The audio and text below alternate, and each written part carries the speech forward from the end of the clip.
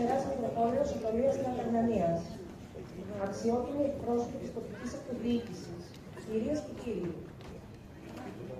με αισθήματα βαθιάς συγκίνησης, πνευματικής ανάτασης και ιδιαίτερης τιμής, η ενορία του Ιερού Ναού Ευαγγελισμού της Θεοτόκου Νεοχωρίου Μεσολογγίου σας καλωσορίζει απόψε σε μια ξεχωριστή επαιτειακή εκδήλωση αφιερωμένη στο κορυφαίο ιστορικό γεγονός της ηρωικής εξόδου του Μεσολογγίου.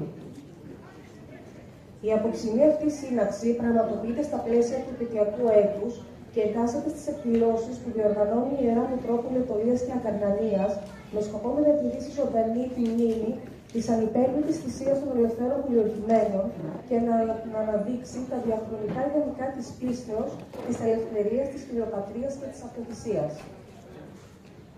Απόψε, δεν αναπολούμε απλώς ένα ένδοξο κεφάλαιο της εθνικής μας ιστορίας, αποτείνουμε φόρο τιμής στους ήρωες που με το αίμα τους χάραξαν τον δρόμο της ελευθερίας, ενώ παράλληλα αντλούμε πολύτιμα διδάγματα πίστης, ενότητας και ελπίδας που εξακολουθούν να φωτίζουν την πορεία του γέννητου μας. Σας ευχαριστούμε θερμά για την παρουσία σας και ευχόμαστε η σημερινή εκδήλωση να αποτελέσει για όλους μια πηγή ιστορικής μνήμης, πνευματικής ωφέλειας και εθνικής υπερηφάνειας. Η παρούσα διοργάνωση περιλαμβάνει ένα πλούσιο πρόγραμμα ιστορικού, μουσικού και πολιτιστικού περιεχομένου αφιερωμένο στη μνήμη των ηρώων της εξόδου του Μεσολογγίου. Θα παρακολουθήσουμε μια ιδιαίτερα ενδιαφέρουσα ιστορική ομιλία με θέμα η οργάνωση, ο σχεδιασμός και η πορεία της νύχτας της εξόδου, την οποία θα παρουσιάσουν ο υποστράτηγος στην Αποστρατεία Νικόλαος Λουκάς, φωτίζοντας άγνωστες πτυχές και κρίσιμες στιγμές του κορυφαίου αυτού γεγονότος της Ελληνικής Επανάστασης. Ταυτόχρονα, η χοροδία του Ιερού Ναού Ευαγγελισμού της Θεοτόκου θα αποδώσει ποίηματα και ηρωικά δημοτικά τραγούδια εμπνευσμένα από την έξοδο του Μεσολογγίου, μεταφέροντας μέσα από τον λόγο και τη μουσική το πνεύμα της αυτοθυσίας, της πίστης και της ελευθερίας. Ενώ η εκδήλωση θα ολοκληρωθεί με την παρουσίαση παραδοσιακών χορών από το κορυφικό τμήμα του Αθλητικού Συλλόγου Ορχελαιός Κατοχής, προσφέροντας ένα θετικό μουσικοφορευτικό αφιέρωμα που αναδεικνύει τη διαχρονική συνέχεια της ελληνικής παράδοσης και αποτελεί ένα συμβολικό φόρο τιμής στους ήρωες της εξόδου. Πριν εισέλθουμε στο κύριο μέρος της πνευματικής αυτής σύναξης, θα ήθελα να προσκαλέσω με αισθήματα βαθιάς ευγνωμοσύνης και σεβασμού στο βήμα τον πατέρα Αμφιλόχιο, τον εμπνευστή αυτής της όμορφης πρωτοβουλίας. Τον παρακαλώ να μας απευθύνει έναν σεπτό πατρικό χαιρετισμό και με το φωτισμένο λόγο του να ευλογίζει την έναρξη της απόψινής μας συνάντησης, ανοίγοντας τις καρδιές μας και χαράσσοντας το πνευματικό μονοπάτι που καλούμαστε να παδίσουμε μαζί αυτή τη βραδιά. Σεβαστέ μου πατέρα Ανδρέα, εκπρόσωπε του Μητροπολίτου σήμερα και της Ιεράς Μητροπόλεως Οτολίας και Ακαρνανίας, σήμερα, σεβαστοί μου πατέρες, πατέρα Αναστάση, πρώην Εκκρατικέ Επίτροπε και αγαπητό εν Χριστώ αδελφέ, και πατέρα Ιωάννη Εφημέρη και πολλοί κοπιώντα και αγωνίζοντας το Ιερό Θυσιαστήριο της Ευαγγελίστριας, τοπικοί άρχοντες της κοινότητας του Δήμου, την πρόεδρο της κοινότητας, βλέπω τον πρώην Δήμαρχο, τον πρώην Περιφερειακό Σύμβουλο της Πρωτοβάθμιας Εκπαιδεύσεως, βλέπω καθηγητές, βλέπω ανθρώπους της ενορίας, κοντινούς και μακρινούς, που σήμερα ήρθατε να ενώσουμε τις καρδιές μας κάτω από τη σκέπη και την όμορφη φιλοξενία της Ευαγγελίστριας. Σήμερα είναι μέρα μνήμης, αλλά και μέρα τιμής, γιατί το Νεοχώρι, από εδώ κλείνουμε το γόνι της ψυχής μας νοερά και εμείς, εκεί στην Ιερά Πόλη του Μεσολογγίου. Θυμόμαστε όλα αυτά τα οποία έχουν γίνει και τα θυμόμαστε με σεβασμό, με προσοχή και προσευχή και αγάπη και έχοντας τα πολύ ψηλά στο νου και στην καρδιά μας αυτόν τον ένδοξο τόπο της Ιεράς Πόλεως, αυτά τα οποία συνέβησαν, η έξοδος, όπως έχουμε συνηθίσει να θυμόμαστε εμείς και να λέμε, των ελευθέρων πολιορκημένων της Φρουράς, των ελευθέρων πολιορκημένων της Ιεράς Πόλεως του Μεσολογγίου. ένα γεγονός το οποίο επηρέασε, επηρεάζει και θα επηρεάζει την ιστορία του τόπου μας και θα είναι ορόσημο και φάρος, ούτως ώστε να κοιτάξουμε στο παρελθόν και να δούμε αυτό το φως που θα μας φωτίσει το δρόμο στη συνέχεια. Αυτό το καλωσόρισμα θέλω να σας κάνω. Σας ανοίγω την καρδιά μου, σας δίνω την αγάπη μου, η Ευαγγελίστρια πρωταρχικά και μετά εγώ ως προϊστάμενος και πρόεδρος του Εκκλησιαστικού Συμβουλίου της Ευαγγελιστρίας.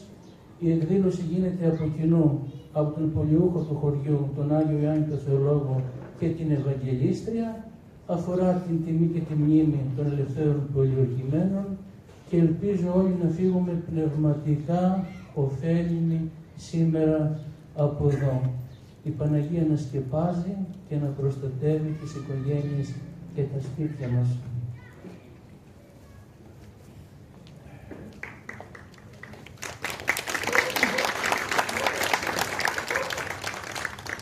Εκφράζουμε τις θερμότερες ευχαριστίες μας προς τον πατέρα Αμφιλόχιο για τον εγκάρδιο και ευνηδισμένο χαιρετισμό του, καθώς και για την αδιάλειπτη πνευματική του παρουσία και στήριξη. Πάντα με αγάπη, διάκριση και πνευματική μέρημνα συνοδεύει και ενισχύει κάθε προσπάθεια της ενορίας μας, εμπνέοντας όλους μας να χορηγόμαστε με πίστη, ενότητα και ελπίδα. Η ευλογία, η καθοδήγηση και η προσευχητική του συμπαράσταση αποτελούν πολύτιμο στήριγμα για το ενοριακό μας έργο και φωτεινό σημείο αναφοράς στην κοινή μας πορεία προς την πνευματική καλλιέργεια και την ανθρωπιστική κοινωνία. Στο σημείο αυτό, με ιδιαίτερη τιμή και σεβασμό προσκαλούμε στο βήμα τον εκπρόσωπο του Σεβασμιωτάτου Μητροπολίου Βιτορίας και Ακαρνανίας, τον εδεσιμολογιότατο πρωτοπρεσβύτερο πατέρα Ανδρέα Καπέ, προϊστάμενο του Ιερού Ναού Αγίας Παρασκευής Μεσολογγίου, να λάβει τον λόγο και να απευθύνει ένα σύντομο χαιρετισμό εκ μέρους της Ιεράς Μητροπολίας. Καλησπέρα σε όλους, σεβαστοί πατέρες, πατέρα Αναστάσια, πατέρα Αμφιλόχη, πατέρα Ιωάννη. Μεταφέρω τις ευχές και τις ευλογίες του Σεβασμιωτάτου Μητροπολίτου μας, Ετωλίας και Καρνανίας Κυρίου Δαμαστινού, ο οποίος για υπηρεσιακούς λόγους σήμερα δεν μπορεί να βρίσκεται ανάμεσά μας, παρόλο που όλοι γνωρίζετε την αγάπη του και την συμπαράστασή του για αυτήν την μητροπολιτική, θα λέγαμε, ενορία των Ενιαδών, των Νεοχώρη. Αξίζουν θερμές ευχαριστίες και συγχαρητήρια στον πατέρα Αμφιλόχιο πρωτίστως, αλλά και στον πατέρα Ιωάννη τον συνεργάτη του και σε όλους όσοι πλαισιώσατε τους δύο κληρικούς για την διοργάνωση αυτής της αποψινής εκδήλωσης που έχει να κάνει να αποδώσει φόρο και τιμή στους ήρωες του Μεσολογγίου. Η λέξη Ιερά Πόλης Μεσολόγγι, εγώ παρόλο ότι μένω αρκετά χρόνια στην αιματοβαμμένη αυτή πόλη και υπηρετώ την ενορία της Αγίας Παρασκευής, δεν μπορώ να την εντάξω μέσα σε ένα πολύ κλειστό σχέδιο. Αλλά όταν λέγομαι Μεσολόγγι εννοούμε όλα τα περίχωρα. Δεν διανοείται κανείς να αφήσει την περιφέρεια και τον πρώην Δήμο Ενιαδών απ' έξω, διότι όποιος γνωρίζει ιστορία ξέρει πάρα πολύ καλά όσα προσέφερε ο Δήμος Ενιαδών, η περιοχή των Ενιαδών, στις ώρες εκείνες τις δύσκολες του Μεσολογγίου, διότι δεν πολέμησαν μόνο γηγενείς Μεσολογγίτες, αλλά όλη η περιφέρεια, όλος ο νομός Σύσσωμος συμμετείχε σε αυτό το γεγονός της εξόδου, αλλά και στις δύο πολιορκίες, και στην πρώτη πολιορκία και στη δεύτερη πολιορκία, με τα επεισόδια αυτά της θλιβερής εκείνης νύκτας. Είχαμε την τιμή από τον Σεβασμιότατο να είμαστε και με τον αξιότιμο ομιλητή, τον θεολόγο, τον κύριο Νικόλαο Λουκά, να είμαστε στην Επιστημονική Επιτροπή και να συντονίσουμε ολόκληρο το έτος αυτό και τις επαιτειακές εκδηλώσεις, ένα έτος το οποίο φτάνει στο τέλος του, αλλά όμως με τον ίδιο παλμό, με τον ίδιο ζήλο Οι εκδηλώσεις συνεχίζονται και έτσι θα τελειώσει και θα κλείσει μεν αυτό το έτος, αλλά στον απόϊχό του δεν θα χαθεί, δεν θα ξεχαστεί, όχι μόνο για ολόκληρη την Αιτωλοκαρνανία, αλλά νομίζω και πανελλαδικά, διότι ήταν ένα έτος μνημειώδες, θα λέγαμε, ένα μεγαλειώδες έτος με αποκορύφωση την έλευση της εικόνας του άξιου νεστή. Και σήμερα λοιπόν οι δύο ενορίες θα μας παρουσιάσουν, όπως ακούσαμε από την εκφωνήτρια, την υπέροχη αυτή εκδήλωση. Εύχομαι, τελειώνοντας αυτό το επαιτειακό έτος, να μην το ξεχάσουμε.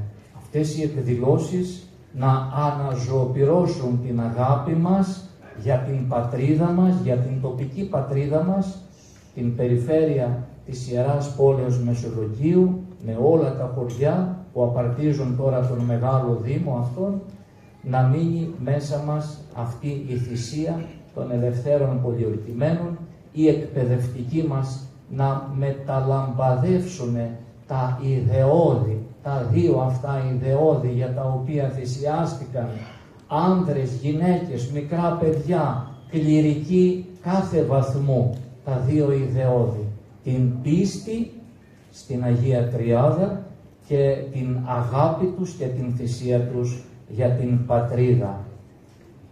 Εύχομαι σε όλους καλό υπόλοιπο καλοκαίρι, η χάρις και η ευλογία των Αγίων, του Αγίου Ιωάννου αλλά και της Παναγίας μας να μας σκεπάζει.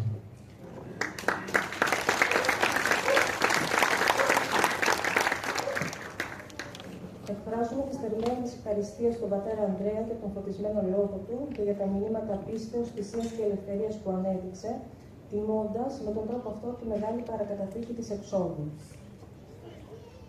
Ήρθε ο λόγος του να αποτελέσει την απαρχή μιας ουσιαστικής περισυλλογής και εσωτερικής ανάτασης για όλους μας.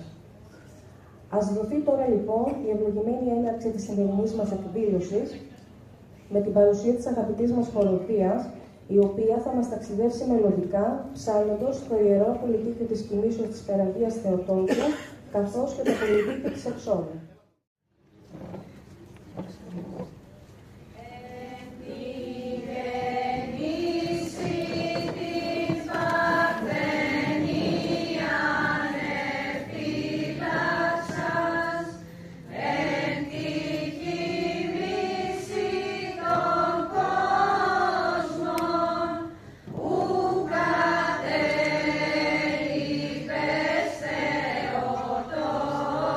Yeah.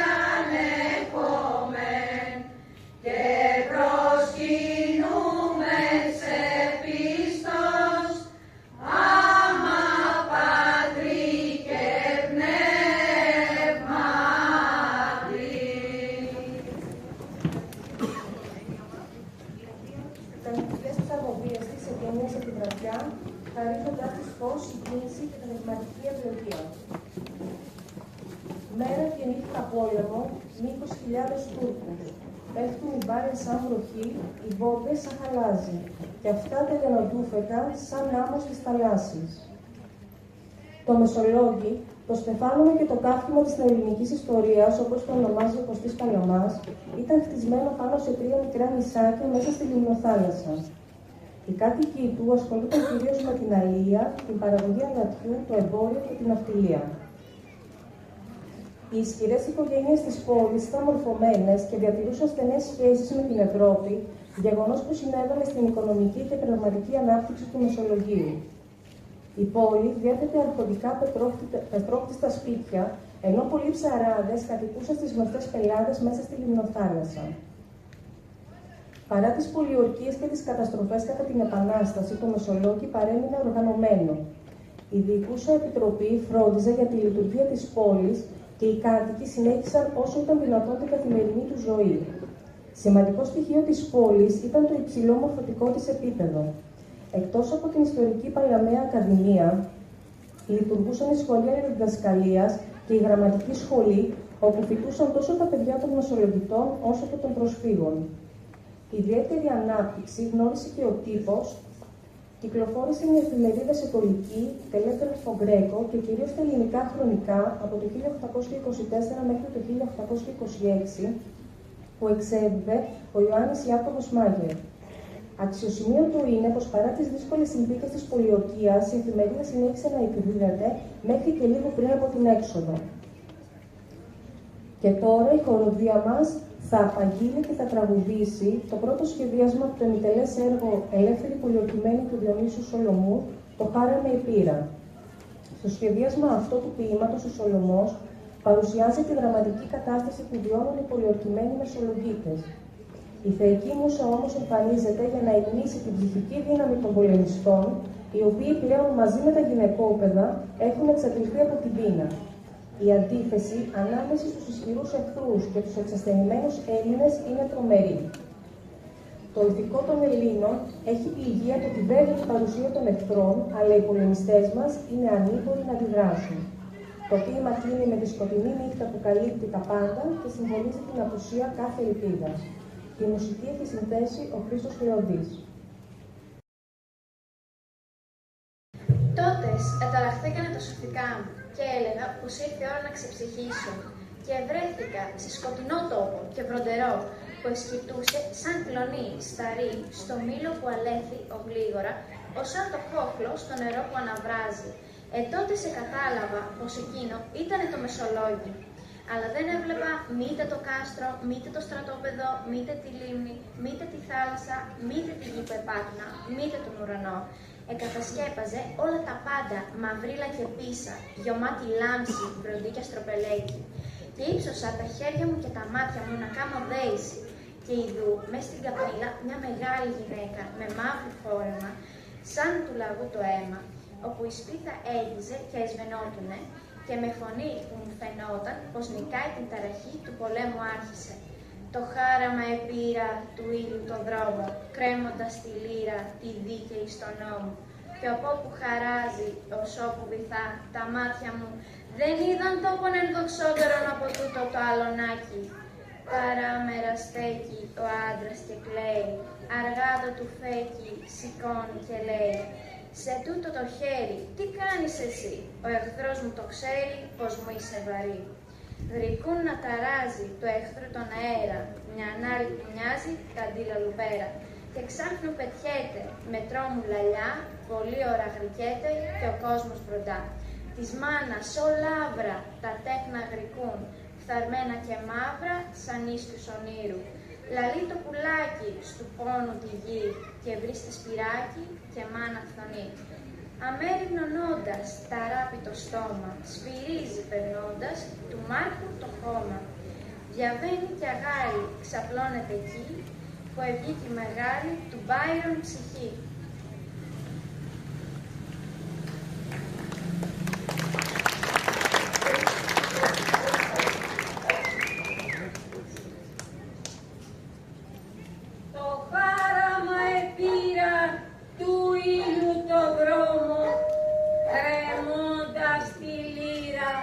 Τη δίκη δίκαιοι στον νόμο. Το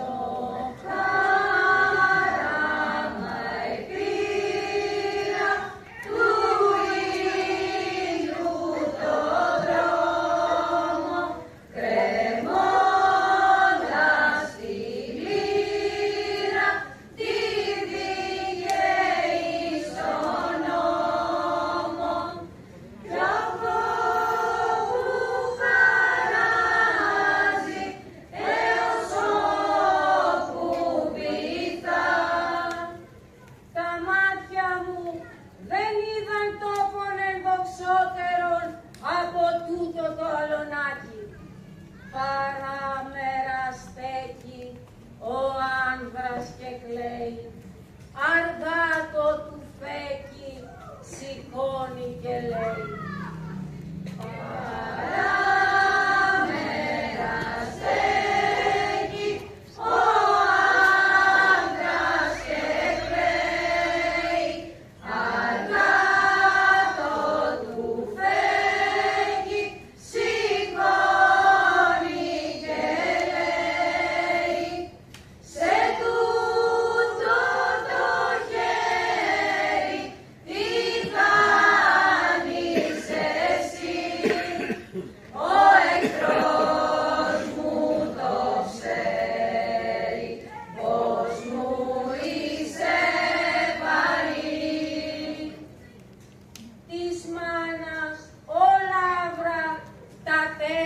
Τριγύρου, φαρμένα και μαύρα, σαν ίσκιους ονείρου.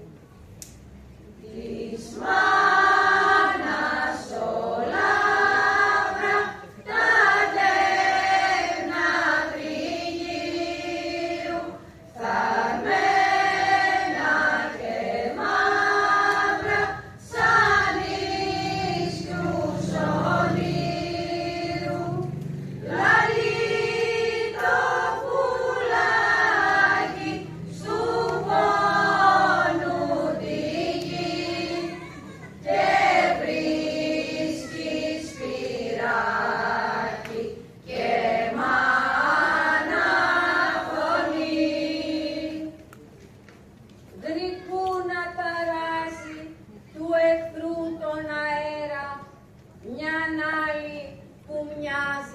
Τα δίλα λουπέρα γρικού να ταράζει του εχθρού τον αέρα, μιαν άλλη που μοιάζει τα δίλα λουπέρα και ξάφνου πετιέται με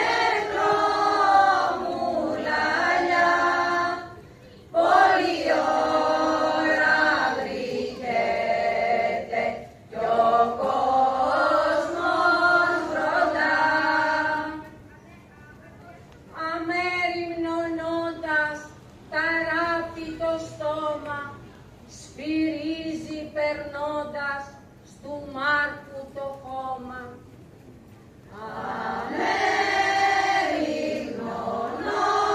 Αμεριγνώνοντας ταράπει το στόμα, σφυρίζει περνώντας στου Μάρκου το χώμα.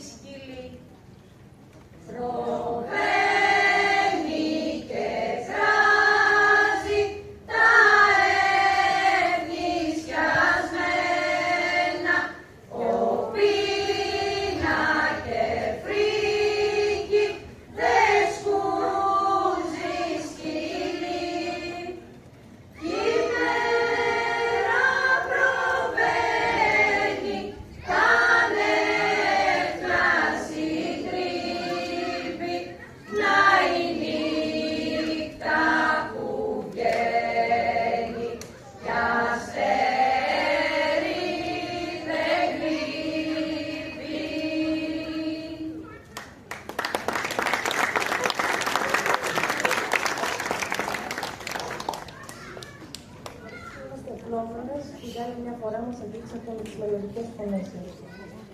Το Μεσολόγγι, κατά την πολιορκία, υπερασπιζόταν από μια ισχυρή φρουρά με επικεφαλής γνωστούς οπλαρχηγούς όπως ο Νότης Μπότσαρης, ο Φίτσος Τζαβέλας, ο Δημήτριος Μακρύς, ο Γιώργος Βαλτινός, ο Μίχος Κοντογιάννης, ο Γιώργος Βάγιας, ο Νικόλαος Κορνάρης, ο Γιώργος Κίτσο, ο Θανάσης Ραζικότσικας, ο Μίκος Δηληγιώργης και ο Χρήστος Φωτομάρας. Στην πόλη κατοικούσαν περίπου 10.600 άνθρωποι, από τους οποίους 3.500 με 3.600 ήταν πολεμιστές, περίπου 1.500 απλοί πολίτες και 5.500 γυναίκες και παιδιά, ενώ υπήρχαν και πρόσφυγες από τις γύρω περιοχές καθώς και σουλιώτες αγωνιστές. Η στρατιωτική διοίκηση ήταν συλλογική και όχι συγκεντρωμένη σε έναν αρχηγό. Οι αποφάσεις λαμβάνονταν από κοινού από τους καπεταναίους, οι οποίοι ήταν ισότιμοι και διοικούσαν ανεξάρτητα τα σώματά τους. Η οικονομική βοήθεια από το ελληνικό κράτος ήταν πολύ περιορισμένη. Γι' αυτό οι ίδιοι μεσολογγίτες ανέλαβαν το μεγαλύτερο μέρος των εξόδων του αγώνα. Ο Δημήτριος Μακρύς προσέφερε 125.000 γρόσια, ενώ ο Μήτρος Δηληγιώργης δαπάνησε 149.164 γρόσια για την οχύρωση και την τροφοδοσία της πόλης, χάνοντας σχεδόν όλη την περιουσία του. Ο Θανάσης Ραζικότσικας και άλλοι πρόκριτοι, όπως ο Αναστάσιος Παλαμάς, ο Ιωάννης Τρικούπης, ο Δημήτρης Πλατίκας και ο Χρήστος Καψάλης προσέφεραν επίσης μεγάλα χρηματικά ποσά.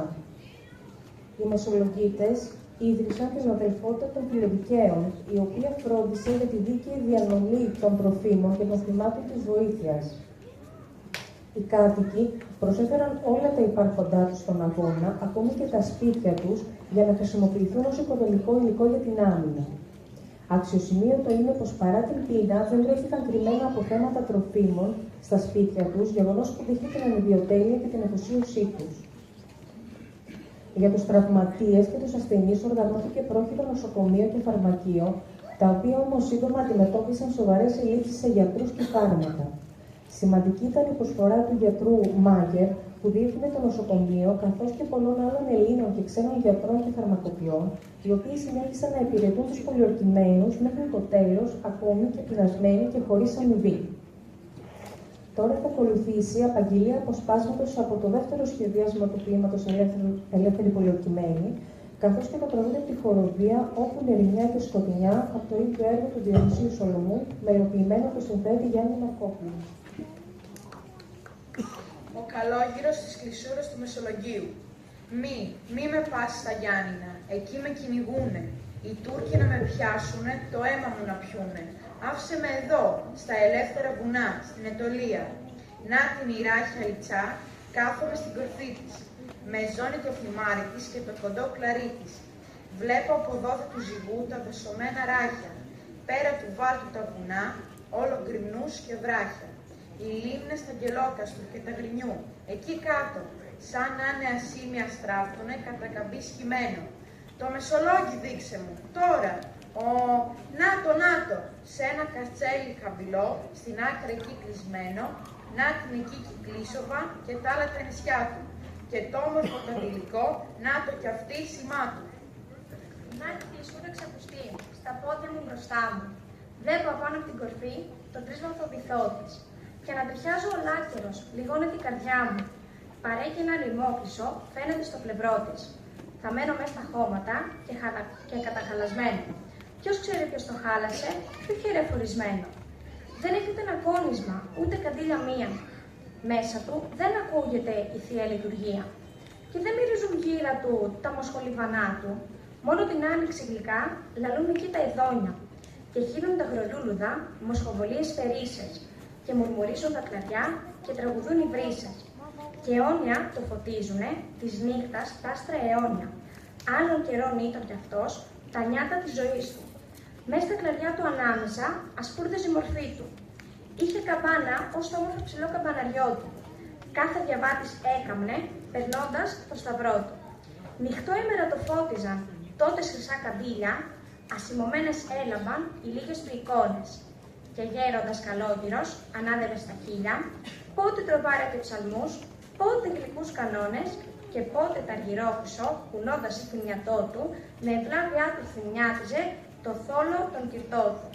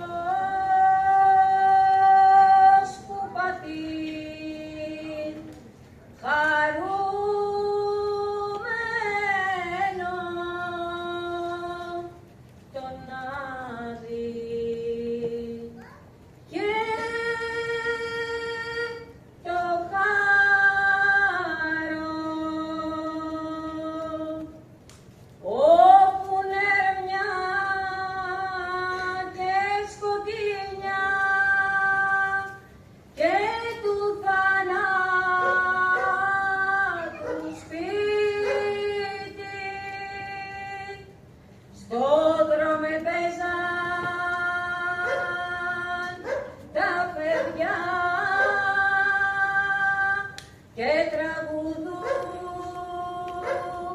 σε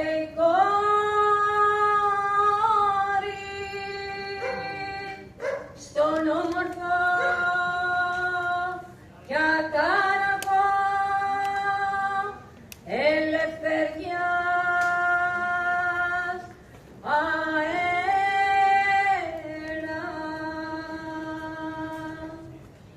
με φουσκωμένα τα πανιά περήφανα κι ωραία και με το ρούχο ολόμαυρο σαν του λαγού το αίμα.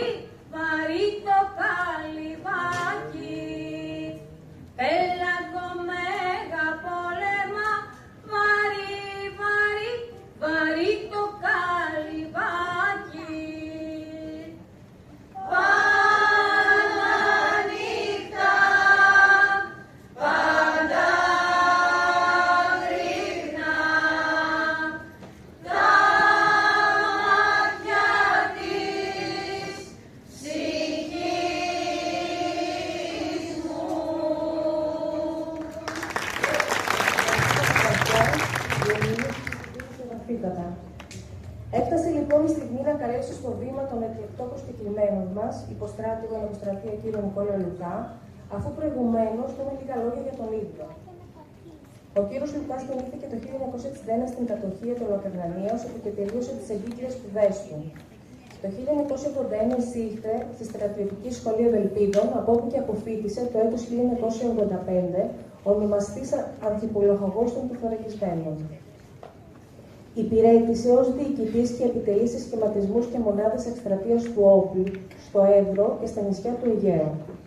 Είναι απόφοιτος όλων των σχολείων του όπλου των τεθωρακισμένων, είναι πτυχιούχος της Σχολής Διοικήσεως και επιτελείων της Ανώτατης Διακλαδικής Σχολής Πολέμου και της Σχολής Εθνικής Αμήνης. Του έχουν απονεμηθεί όλες οι διαμνημονεύσεις και τα μετάλλια που προβλέπονται για το βαθμό του. Ομιλεί την αλβανική γλώσσα.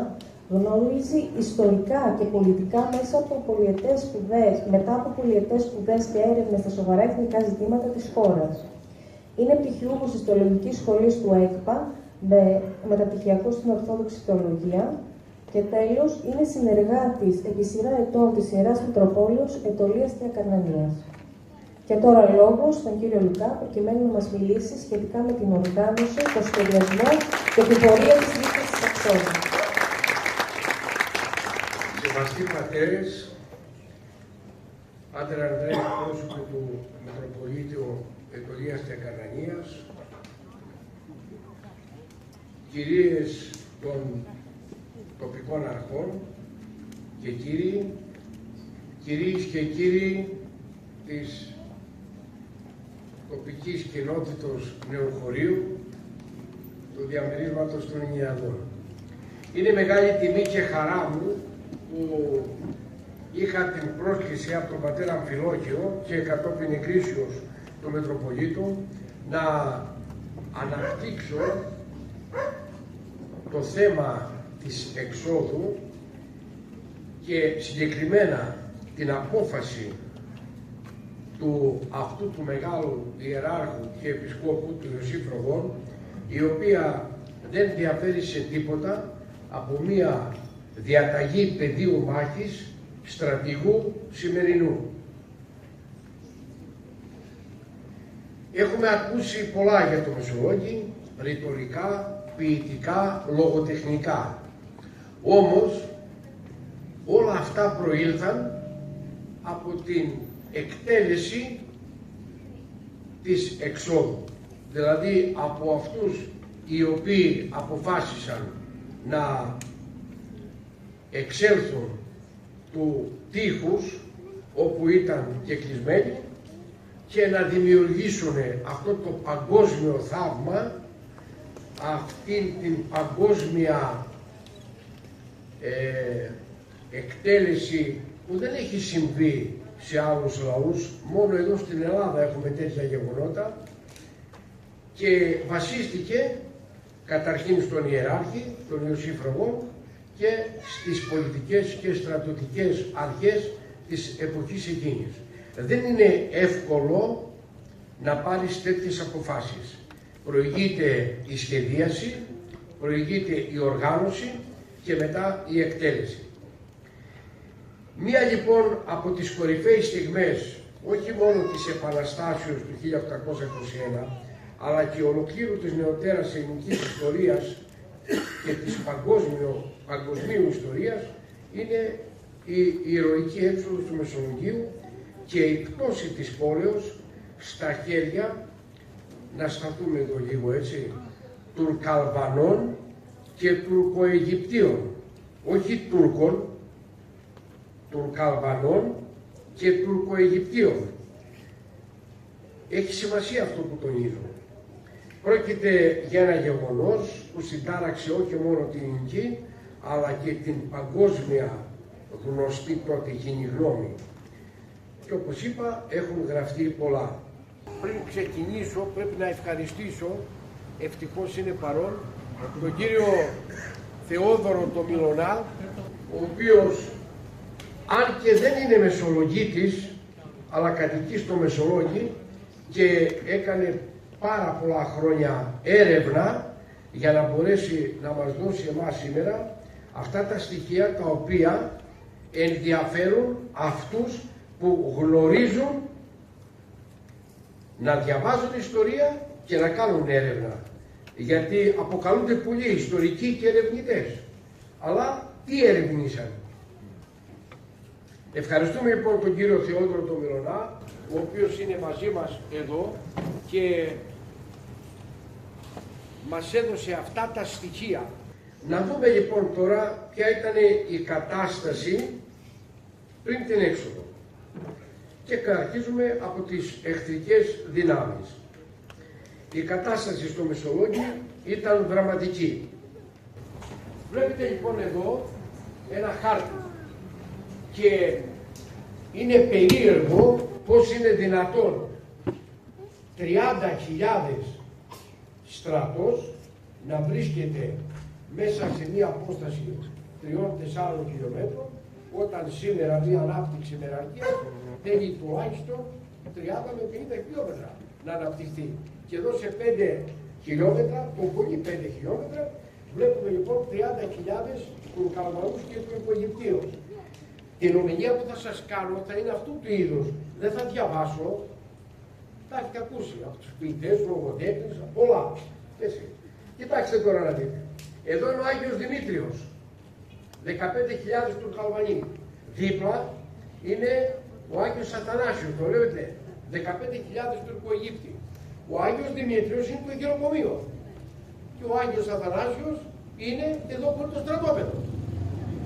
Βέβαια, να διευκρινίσουμε εδώ ότι από τους 15.000 του Κιουτακή, γιατί ήταν ο Κιουτακής πριν έρθει το Ιβραίμα ακόμα, οι 7.500 δεν ήταν στον Άγιο Δημήτριο, αλλά ήταν στα διάφορα σημεία όπου είχε αναπτυχθεί ο Κιουτακής, με φυσικά πρώτη έδρα τη Γουριά Μεσολογγίου, όπου είχε τις βάσεις της διοικητικής Μερίνης, δηλαδή από εκεί ξεκινάγανε τα τρόφιμα, τα πυρομαχικά του, ό,τι άλλο χρειαζόταν.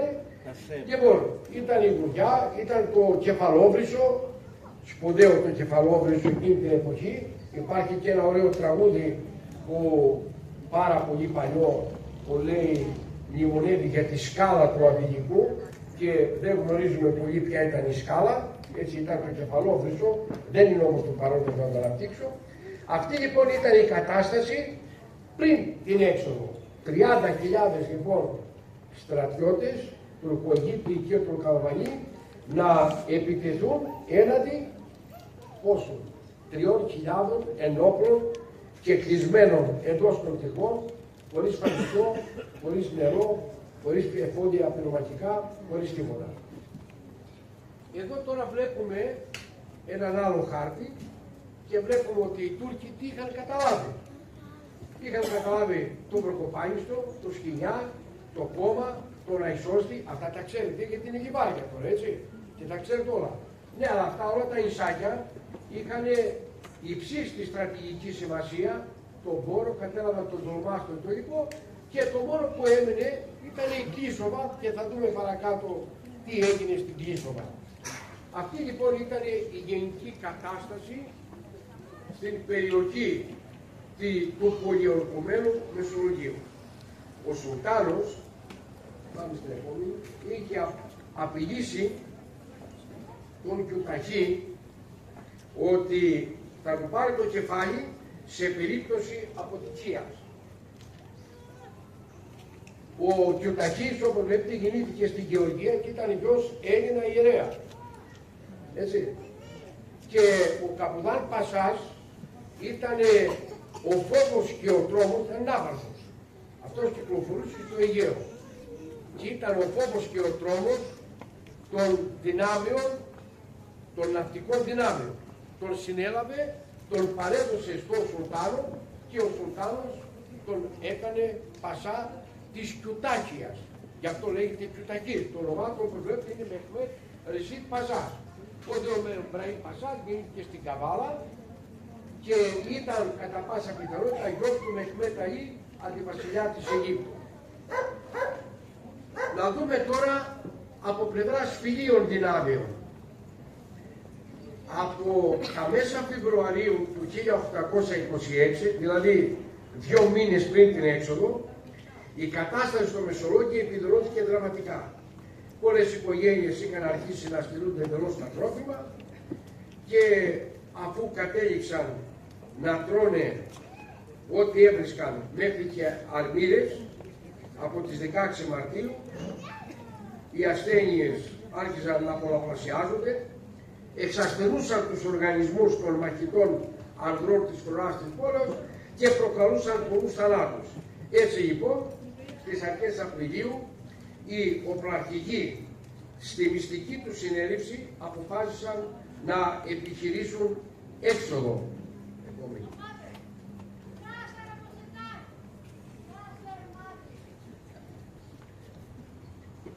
Αν και τα ελληνικά πλοία που είχαν φτάσει στο Ιόνιο με επικεφαλής τον άμαρχο Ανδρέα Μιαούλη δεν καθόρτωναν να τους εφουδιάσουν. Δυστυχώς ο Μιαούλης δεν κατάφερε και θα δούμε παρακάτω τι έγινε, την επόμενη διαφάνεια. Στις 25 Μαρτίου λίγοι Έλληνες υπερασπιστές της Κλείσοβας, και βλέπετε την Κλείσοβα όπως είναι σήμερα, αμυνόμενοι με απαράμιλη αυταπάργηση, κατάφεραν να αντιμετωπίσουν με επιτυχία χιλιάδες Τουρκο-Αιγυπτίους και Αλβανούς. Σκότωσαν περίπου 2.500. Φαντάζεστε τώρα αυτούς τους πολεμιστές σε ένα νησάκι τόσο δα να έχουν 2.500 νεκρούς. Αυτός είναι ο ηρωισμός των Ελλήνων. Αυτό δοξάζουν και γράφουν οι ποιητές στα ποίηματά τους. Όμως για να το καταλάβουμε πρέπει να το ζήσουμε. Και επειδή δεν μπορούμε να το ζήσουμε, προσπαθούμε εδώ με αυτές τις ομιλίες να αρθούμε στον χρόνο εκείνο.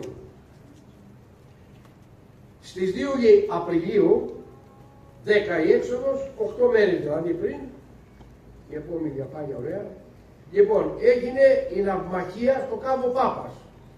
Ποιο είναι το Κάμπο Πάπας? Το ακροτήριο Άραξος. Δηλαδή όποιος πάει στην Τουρκία θα βλέπει απέναντι τον Άραξο. Εκεί λοιπόν έγινε μια ναυμακία όπου ο ελληνικός στόλος δυστυχώς νικήθηκε και ο Μιαούλης λίγο έλειψε να συλληφθεί εχμάλωτος. Στις 9 Απριλίου του 1826, παραμονή δηλαδή της εξόδου, συγκεντρώθηκαν στην εκκλησία του Αγίου Σπυρίδωνα ή στο σπίτι του Τζαμπέλα κατά κάποια άλλη εκδοχή για να πάρουν την οριστική απόφαση. Δηλαδή, τι απόφαση, συνειδησιακά είχαν πει όχι. Οι σημαντικότεροι καπεταναίοι, αυτούς που βλέπετε, ο Ιωσήφ Ρογκών, ο θρησκευτικός ηγέτης και ο πολιτικός ηγέτης που ήταν ο Ιωάννης Παπαδιαμαντόπουλος. Εδώ έχω βάλει να δείτε λίγο που έμεινε ο επίσκοπος τότε. Αυτό ήταν το σπίτι του Δεσπότη. Δίπλα στον Άγιο Παντελήμωνα, αυτό εδώ που βλέπετε είναι ο Άγιος Παντελήμωνας. Και αυτό ήταν το σπίτι που έμεινε ο Ιωσήφ Ρογκών. Βίλα πολυτελείας. Να δούμε τώρα πώς ξεκίνησε η απόφαση. Εν ονόματι της Αγίας Τριάδος και βλέποντες τον εαυτό μας το στράτευμα και τους πολίτες εν γέννη, μικρούς και μεγάλους, παρελπίδα υστερημένους από όλα τα κατεπήγοντα αναγκαία της ζωής προς 40 ημέρας και αφού εκπληρώσαμε τα χρέη μας ως πιστοί στρατιώτες της πατρίδος, εις την στενή πολιορκία ταύτην και ότι αν μίαν ημέραν υπομείνουμε περισσότερο θέλουμε αποκάνει όρθιοι εις τους δρόμους όλοι, θεωρούντες εξάλλου ότι μας εξέλιπε πάσα ελπίδα βοηθείας και προμηθείας τόσο από τη θάλασσα όσο και από την ξηρά για να βαστάζουμε ενώ ευρισκόμετα νικητές του ήρθρου. Είδατε τι λέει ο Συμφρογόν. Είμαστε νικητές του ήρθρου. Ήρθε ο Ιμπραήμ και ειρωνευότανε. Ο Ιμπραήμ ο οποίος ήρθε πανίσχυρος. Και ειρωνευότανε ότι δεν μπορούν να καταλάβει ο Κιουταχής αυτόν τον φράχτη. Όμως δεν μπορούσε ούτε αυτός να το καταλάβει. Αν δεν υπήρξε η προδοσία, το Μεσολόγγι δεν θα έπεφτε. Αυτή είναι η ράτσα μας, η φιλή μας, η γενιά μας. Και να ξέρετε, παρόλο ότι ζούμε έτσι όπως ζούμε σήμερα, σας λέω από εμπειρία στρατιωτική, αν χρειαστεί ποτέ η πατρίδα, έχουμε χρυσή νεολαία και έχουμε λεβέντες δυνατούς, οι οποίοι θα κάνουν τα ίδια και περισσότερα. Να μην απελπίζεστε ποτέ και να μην φοβάστε. Η γενιά μας δεν υπάρχει άλλη στον κόσμο. Να δω, η απόδειξη. Τι αποφάσισαν λοιπόν, γι' αυτό λένε ελεύθεροι πολιορκημένοι. Νικητές ανίκητοι. Ζωντανοί νεκροί. Τι αποφάσισαν, έξοδο. Ας δούμε τώρα πώς την εκτέλεσαν. Έκαναν έναν ελιγμό. Η έξοδος εδώ ήθελα να σας δείξω και έβαλα αυτόν τον χάρτη να δείτε ότι η τοιχοποιία την οποία θα πούμε παρακάτω την έφτιαξε ένας Χιώτης μηχανικός, ο Κίνης, άλλα διαστήματα είχε ρήγματα, τα οποία τότε τα έλεγαν ντάπιες.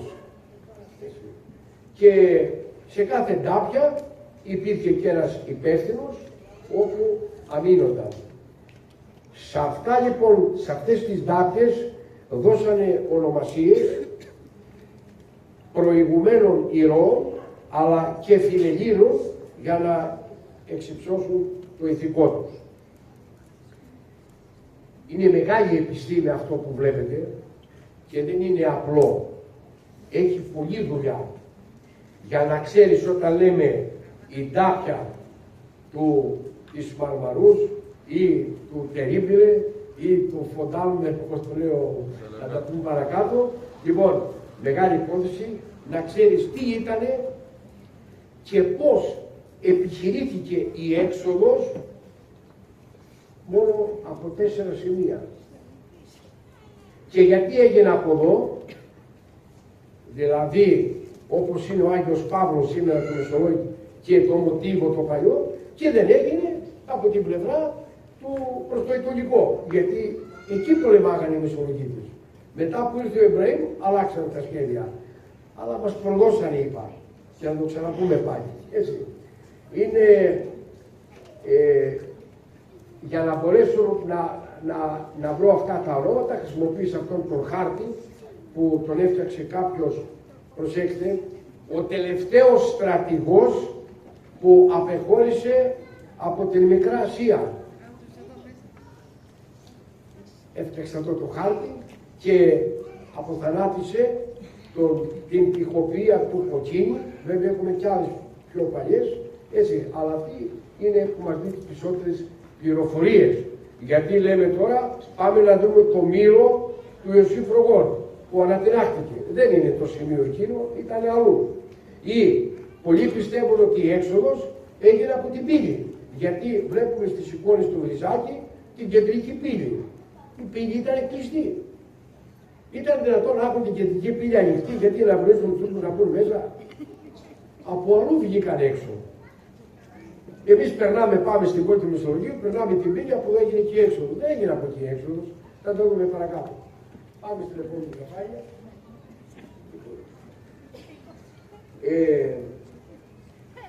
Η έξοδος λοιπόν κατά τον Ιωσήφ Φρογών και την απόφαση έπρεπε να γίνει το βράδυ την Δευτέρα ώρα της νυχτός. Εδώ λοιπόν έχουμε ένα σοβαρό θέμα και αυτό είναι που ήρθα να σας πω σήμερα, που όλοι πιστεύουν ότι στις 2 ώρα το πρωί βγήκαν οι Μεσολογγίτες έξω.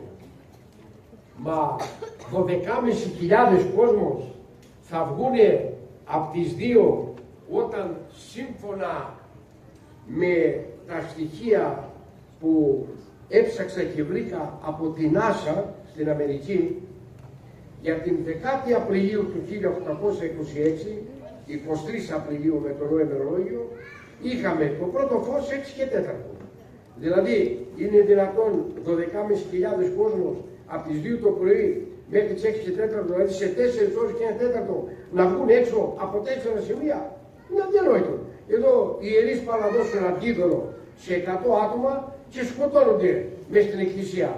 Πολλό μάλλον χιλιάδες κόσμος να βγουν έξω. Ήταν αδιανόητο. Το πρώτο φως λοιπόν ήταν στις 6 και 4. Το τελευταίο φως ήταν 7 και 12 λεπτά. Δηλαδή, τι σημαίνει τελευταίο φως? Το τελευταίο φως είναι 1 ώρα μετά τη δύση του ηλίου. Δηλαδή, από τη στιγμή που κάθεται ο ήλιος, συν 1 ώρα, λέγεται υλικό φως. Έχουμε το αστρικό φως, έχουμε το ναυτικό και έχουμε και το δικό μας το συμβατό της στεριάς. 1 ώρα λοιπόν και 1 ώρα που θα χρειαζόμαστε για να γίνει το σκοτάδι πυκνό, άρα όταν ο Ιωσήφ Φρογών είπε την Δευτέρα της νυχτός, εννοούσε 8 η ώρα το βράδυ και μετά. 8 η ώρα το βράδυ και μετά. Υπολογίστε λοιπόν ότι περί τις 9 και μετά άρχισαν να βγαίνουν τα τμήματα.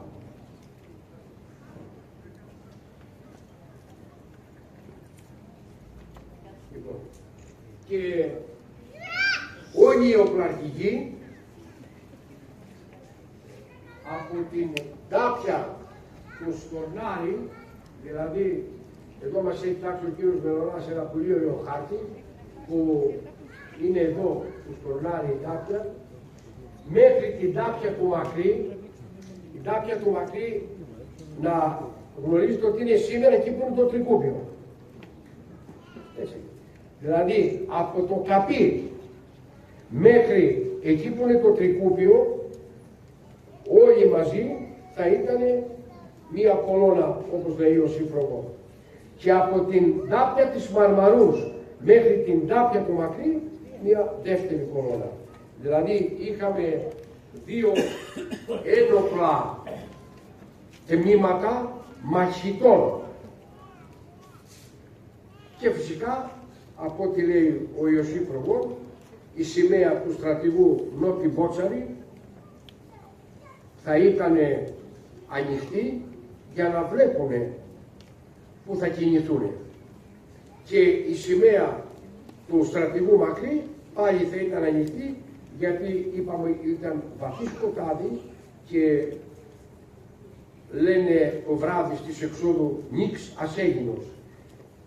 Δεν ήταν ασέγινος, ήταν πανσέγινος. Όμως γιατί λέμε νίξ ασέγινος? Πάλι σύμφωνα με την Άσα μου είπανε ότι είχε τόσο πυκνή συννεφιά και λόγω του υγρού κλίματος του Μεσολογγίου που το φεγγάρι είχε εξαφανιστεί και επιπλέον κατά τη διάρκεια της εξόδου άρχιζε να ψιλοβρέχει. Γι' αυτό δεν υπήρχε φεγγάρι. Υπήρχε πανσέλινος όμως, γιατί την επόμενη Κυριακή είχαμε το Πάσχα, που σημαίνει ότι με την πρώτη Οικουμενική Σύνοδο είχε αποφασιστεί το Πάσχα να γιορτάζεται την πρώτη Κυριακή, μετά την Πανσέλινο της Εαρινής Σημερίας. Άρα λοιπόν, μια εβδομάδα πίσω το φεγγάρι ήταν Πανσέλινο.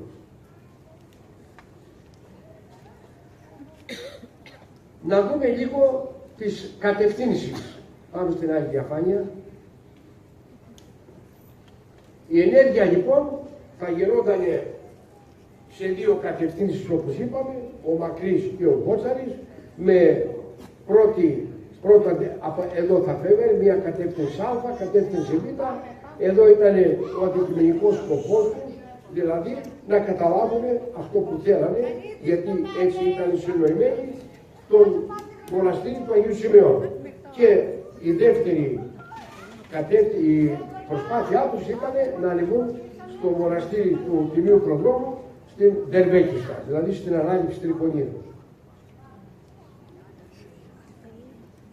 Πάμε στην άλλη διαφάνεια. Το σώμα της Κλείσοβας, οδηγούμενο από τους οπλαρχηγούς του, πήραν εντολή να εξέλθουν με τα πλοιάρια στη σμία της νυχτός, δηλαδή λίγο πριν την έξοδο, σιγανά, και άμα φτάσει στην ξηρά να σταθεί έως στις 2 η ώρα, δηλαδή την Δευτέρα της νυχτός που είπαμε, 1 ώρα δηλαδή στην ακτή, όπου θα γίνει το κίνημα από εδώ. Και θα κινηθεί και αυτό επί της κατευθύνσεως Β. Δηλαδή, θα τα πούμε παρακάτω, από την πλευρά που είναι, όπως σας είπα, το καπί. Κύρια προσπάθεια είναι στην κατεύθυνση Α, εκεί που ήταν ο στρατηγός ο Μακρύ. Για προχωρά λίγο τις διαφάνειες. Εδώ ήταν η κατεύθυνση Β, εδώ θα πήγαινε λοιπόν η Κλείσοβα και η κύρια προσπάθεια θα ήταν ο Μακρύς. Πάμε στην επόμενη. Εδώ, όπως τα βλέπετε πάλι, θα έβγαινε η Κλείσοβα εδώ και θα πηγαίνανε, αυτό εδώ που βλέπετε είναι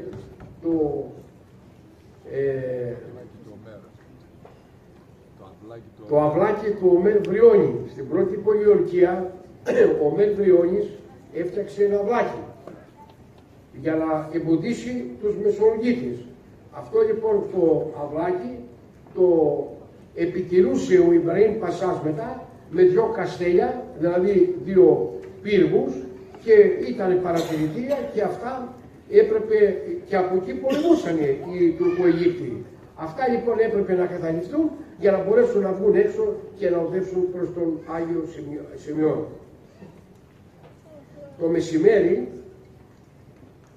συγκεντρώθηκαν για τελευταία φορά στην τάπια του Μακρύ οι καπεταναίοι και αποφάσισαν να γίνει η έξοδος, όπως είπαμε, από 4 μέρη. Όσοι βρισκόταν στην αριστερή μεριά του κάστρου θα έβγαιναν από την τάπια της Ρουνέτας και όσοι βρισκόταν δεξιά από την τάπια του Ρίγα. Οι δύο αυτές φάλαγγες, όπως είπαμε, με αρχηγούς τον Μακρύ και τον Μπότσαρη, αντίστοιχα θα συγκροτούνταν αποκλειστικά από αγωνιστές. Η τρίτη φάλαγγα με τα γυναικόπαιδα θα έβγαινε από τις τάπιες του Μοντάλαμπερ και του Στουρνάρη, που βρισκόταν στο δεξί μέρος του πυρητικίσματος. Καθώς εκεί οι εχθροί δεν είχαν κάνει οχυρωματικά έργα και σκέφτηκαν ότι το πέρασμα των γυναικοπαίδων θα ήταν σχετικά πιο εύκολο.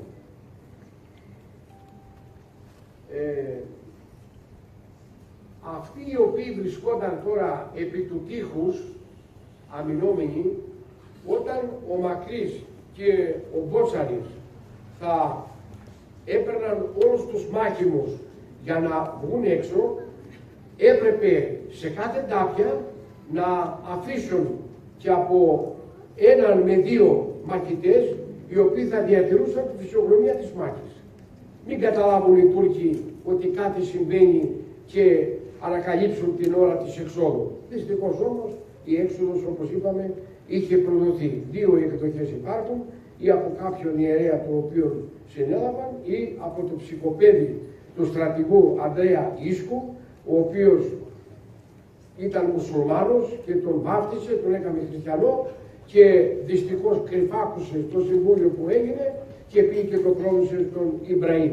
Και ενώ περίμεναν οι καημένοι Μεσολογγίτες να βγουν ανατολικά, να πάνε προς τον Έσημιο, δυστυχώς εκεί βρήκαν τη δύναμη του Ιμπραήμ, τους βρήκαν όλους στις θέσεις μάχης, με αποτέλεσμα να μην γίνει η έξοδος.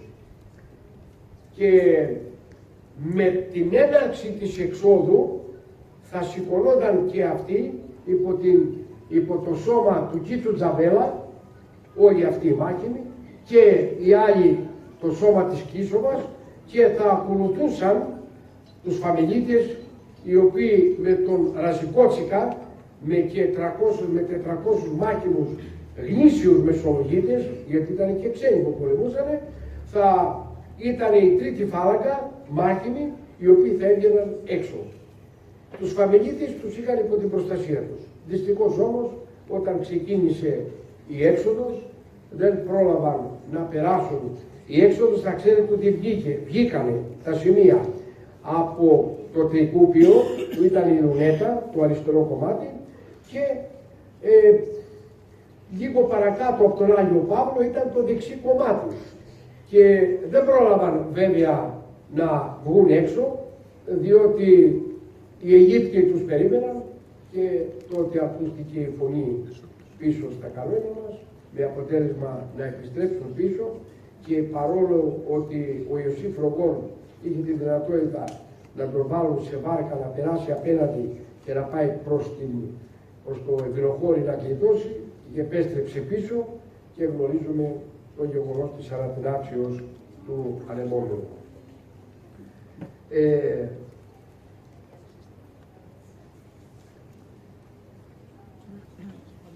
Ασφάλεια και κάλυψη της ενέργειας. Κανένας να μην μιλήσει, να μην φωνάξει την ώρα της εξόδου μας, έως ότου να πέσει το τουφέκι στο ορδί του Κιουταχή, διότι από εκεί θα ερχόταν οι κλεφταρματολοί του ζυγού και είχαν το σύνθημα να ρίξουν μια ομοβολία που σήμαινε την ώρα της εξόδου. Από τη βοήθεια λοιπόν που περιμέναν, και κατά δυστυχία δεν έλκουν βοήθεια όπιστε, πάλι θέλουν να κινηθεί αμέσως πίσω από τις σημαίες. Σε περίπτωση δηλαδή που δεν ερχόταν βοήθεια, γιατί αν ερχόταν βοήθεια από τη θάλασσα θα ματιωνόταν η έξοδος. Όσοι από τους αδύνατους και πληγωμένους επιθυμούν να εξέλθουν και μπορούν να ειδοποιηθούν από τα σώματα που ανήκαν. Τα μικρά παιδιά όλα να τα ποτίσουν αφιόνι οι γονείς άμα σκοτεινιάσουν. Θα ξέρετε ότι υπήρχε μεγάλη καλλιέργεια την εποχή εκείνη στην Ελλάδα στο αφιόνι. Τι είναι το αφιόνι? Η παπαρούνα είναι η παπαρούνα που παίρναν το γάλα και χρησιμοποιούσαν στην ιατρική. Έτσι. Και έπρεπε τα μωρά να τα αφιονίσουν, να κοιμηθούν, μην αρχίζουν τα κλάματα που θα άκουγαν τη μάχη και προδίδονταν. Το μυστικό θέλει έχουμε καστρινή και λογγίστη. Ήταν συνθηματικό αυτό. Έτσι, να μην μπερδευτούν. Ο Τζαβέλας, μόνο το βοηθητικό σώμα, όπως είπαμε, θα μείνει οπισθοφυλακή, και αφού περιέλθει όλο το γύρο του φρουρίου, να δώσει την είδηση σε όλους και να τους πάρει μαζί του. Για να μην μπερδευτεί το στράτευμα με τις φαμίλιες, δίνεται το γεφύρι της Δάπιας του Στουρνάρη. Κάπου εδώ είπαμε ότι είναι η Δάπια του Στουρνάρη. Κάπου εδώ. έτσι, που θα βγαίνανε. Λοιπόν, και όλοι οι φαμιλίτοι, ντόπιοι και ξένοι, να τους συνοδεύσουν για να βγουν από εκεί. Τα δυο γεφύρια είναι, γιατί θα πούμε παρακάτω ότι το φρούριο του Κοκκίνη δεν επικοινωνούσε με στεριά, είχε δύο αυλάκια. Είχε την πρόταφρο και την περίταφρο. Εδώ τώρα, εσύ τα κάνεις αυτά και πρέπει να τα λέμε. Έτσι, λοιπόν. Τα δύο γεφύρια λοιπόν είναι το ένα για τη δεξιά κολόνα της Μονέτας και το άλλο για την αριστερή. Κάθε οπλαρχηγός να σηκώνει τους στρατιώτες του έναν από τους προμαχώνες, από τις Δάφνες δηλαδή, και από τη Μαρμαρού, η Μαρμαρού είναι, πού να πούμε σήμερα, στα Σφαγεία, τα παλιά, που κάπου εκεί, έτσι, τα πατρές, ξέρετε τι προσφαγή. Έτσι, όχι το Κανόνι. Το Κανόνι είναι το Κερίπηδε του Φραγκίνου. Καμία σχέση, η Μαρμαρού είναι πιο μέσα. Λοιπόν, άμα σκοτεδιάσει, θα τραβηχτούν ένας-ένας και να σταθούν στην τάπια του Χορμόβα. Οι λαγομτζίδες να βάλουν τα φυτίλια φωτιά, λογαριάζοντας να βαστάξουν κατά την έξοδο 1 ώρα και μετά. Το ίδιο να οδηγηθούν και στις πυρηναποθήκες οι ευρισκόμενοι ασθενείς και χολοί. Και ξέρουμε όλοι ποιος ήταν ο Καψάνης. Όλοι οι φαμιλίτες, άμα προκαταλάβουν τους δύο προμαχώνες και οι άλλες δύο κολόνες, να κινηθούν μαζί, ώστε να περιστοιχιστούν από το τμήμα του Τζαμπέλα και της Κίτσοβας που ήταν η οπλοφυλακή. Επειδή θα πληγωθούν πολύ στον δρόμο, κάθε σύντροφος χρωστάει να τον βοηθήσει και να παίρνει τα αρματά του και ας μην είναι από το ίδιο σώμα. Απαγορεύεται αυστηρά κανένας να αρπάζει άρμα συντρόφων, διότι αν γλιτώσουν θα καταδικαστεί μετά ως προδόκης. Για να ειδοποιηθούν όλοι οι αξιωματικοί, το σχέδιο επιφορτίζεται ο Νικόλας Κασομούλης, ο οποίος ήταν από τη Σιάτισσα της Κοζάλης και κατέβηκε στο Μεσολόγγι με τον Στουρνάρη, ο οποίος Στουρνάρης ήταν νεοπλαρχηγός και είναι από τα Στουρναρέκα της περιοχής του Περτουλίου, του Κόζακα, στα Τρίχαλα. Που εκεί κατέβηκε ο Στουρνάρης. Υπάρχει χωριό του Στουρναρέκα σήμερα. Λοιπόν, και ήταν μορφωμένος ο Κασομούλης, όπου τον είχε και έγραψε ιστορία. Και να γνωρίζετε ότι αυτοί που έχουν γράψει για το Μεσολόγγι είναι 3. Πρώτος ο Κασομούλης, δεύτερος ο Αρτέμις Μίχος, οπλαρχηγός από τα Γιάννενα, τρίτος ο Σπυρομήλιος και ό,τι έχουμε από τα φύλλα, από τα μεσολογγίτικα χρονικά του Ιάκωβου Μάγερ που φεύγανε και πηγαίναν στη Ζάκυνθο που ήταν ενετοκρατούν και από εκεί στις ευρωπαϊκές πρωτεύουσες και ό,τι έχει περισσοκή από εκεί έχουμε τα γεγονότα. Τώρα πάνω σε αυτές τις πηγές έχουν γράψει φιλολογικά ούκο λίγοι, κυκλοφορούν πολλά βιβλία. Όμως για κάποιον που ενδιαφέρεται πρέπει να βρει τον Κασομούλη, υπαριθμόν 1. Και ανέλαβε λοιπόν ο Κασομούλης να ενημερώσει τον καθέναν προσωπικά για την απόφαση της εξόδου. Πριν τελειώσω, αυτό βλέπετε το σχεδιάγραμμα είναι η οχήρηση του Μεσολογγίου. Όπως βλέπετε δεν υπάρχει καμπύλη πουθενά, είναι οξείες και αυλίες γωνίες. Το σχέδιο του Κοκκίνη, του μηχανικού που έκανε την τυχοποιία. Εδώ βλέπετε τα δύο λαγούνια. Ο λαγουντζής που έκανε τα λαγούνια είναι από ένα χωριό που λέγεται Χορμόβα. Πηγαίνοντας για το Αργυρόκαστρο θα δείτε κάτι πινακίδες στην Βορειοήπειρο που λέει Λάμποβο, Λέκλη, Χορμόβα. Είναι ακριβώς το Τεπελένι, απέναντι από το Τεπελένι. Ο Λαγουντζής λοιπόν που λέγεται Χορμόβας γιατί ήταν ψευδόνυμο ή Παντελαρόπουλος, το πραγματικό του όνομα ήταν Παπακυριάκος νομίζω, το πραγματικό του όνομα, είναι αυτός ο οποίος ήταν τεχνίτης στα λαγούμια. Και τι κάνανε? Φτιάχνανε τα λαγούμια κάτω από το κάστρο και περνάγανε απέναντι την περίταφρο και την πρόταφρο και βαράγανε τους Τούρκους και μετά κάνανε παραλλαγή στις τρύπες και ξαναπαίνανε πάλι μέσα. Έπρεπε αυτά να ανατιναχθούν που είπαμε, έτσι, να ανατιναχθούν για να μην ευνοήσουν τους Τούρκους να μπουν από τα λαγούμια μέσα. Και τα σημεία όπως βλέπετε εδώ της εξόδου, έτσι, εδώ επιμένει το Τρικούπιο, ο Άγιος Παύλος και τα λοιπά. Από εδώ βγήκανε. Πάμε στην επόμενη. Στην επόμενη. Εδώ. Εδώ έχω ένα παράθυρο. Γιατί το έβαλα? Αυτό είναι το Παπανδρέατρο. Γιατί το έβαλα? Είναι λοιπόν μία πόρτα και από πάνω βλέπετε αυτό το ημικύκλιο. Αυτό λοιπόν ονομάζεται λουνέτ. Είναι ιταλικό και σημαίνει το μισοφέγγαρο, το ημικύκλιο και στα γαλλικά είναι το ημιφός κτλ. Πάμε στην επόμενη. Και εδώ βλέπετε τη λουνέτα. Ακούνε μεσολογική τη λουνέτα, πολύ και εδώ εμείς γύρω και λέμε τι είναι η λουνέτα. Εμένα μου έκανε μεγάλη εντύπωση και σε συνεννόηση με τον κύριο Μελωνά το ψάξα, το ξανάψαξα να βρω κάποια στοιχεία και τελικά εφόσον βεβαιώθηκα ότι η λουνέτα όντως είναι ένα ισόκλειδρο τρίγωνο και εδώ ακριβώς είναι το Τρικούπιο, η μύτη αυτή εδώ που βλέπετε είναι που διασχίζει την οδό Ναυπάκτου και καταλήγει περίπου εκεί που θα γίνει η αστυνομία η καινούρια. Έτσι. Εδώ δηλαδή περνούσε και εδώ στα Ναυπάκτου πάει στο νοσοκομείο. Όπως βλέπετε λοιπόν είναι ένα τρίγωνο το οποίο είναι ισόπλευρο. Γιατί όμως ονομάστηκε λουνέτα? Τι σημαίνει? Και έχω θέσει διάφορα ερωτήματα, διότι θα πάτε τώρα στο Τρικούπιο και όπως πηγαίνετε στο δεξί σας χέρι έχουν γίνει αποκαλυπτήρια μιας πλάκας, έτσι, όπου λέγει ότι από εδώ ξεκίνησε η έξοδος του Μεσολογγίου. Λοιπόν, λουνέτη στα πολωνικά σημαίνει τηλεσκόπιο.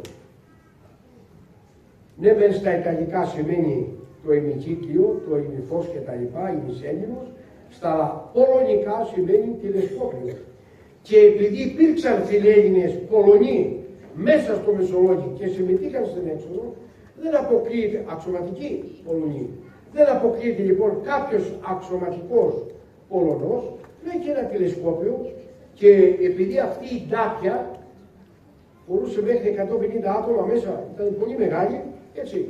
Μπορεί λοιπόν εκεί να είχαν στήσει ένα τηλεσκόπιο για να παρακολουθούν τα καστέλια, τους πύργους του Ιμπραήμ και τις κινήσεις του Αιγυπτιακού στρατού.